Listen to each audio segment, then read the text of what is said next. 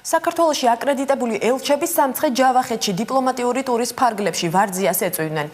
ელჩებმა ვარძიის სამონასტრო კომპლექსი დაათვალიერეს და მის ისტორიას გაეცნენ. დიპლომატებთან ერთად სამონასტრო კომპლექსში საგარეო საქმეთა მინისტრი მაია ფანჯიკიძე, სამინისტროს ხელმძღვანელობა, ასევე ტურიზმის ეროვნული ადმინისტრაციის ხელმძღვანელი გიორგი სიგუა იმყოფებოდნენ.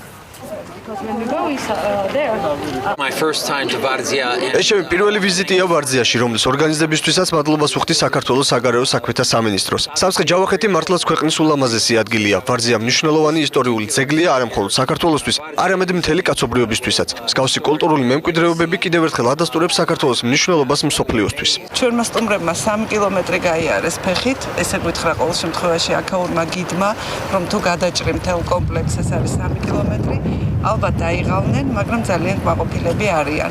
განსაკუთრებული შთაბეჭდილება მოახდინა მათზე ტაძარმა და იქ თამარის ფრესკამ.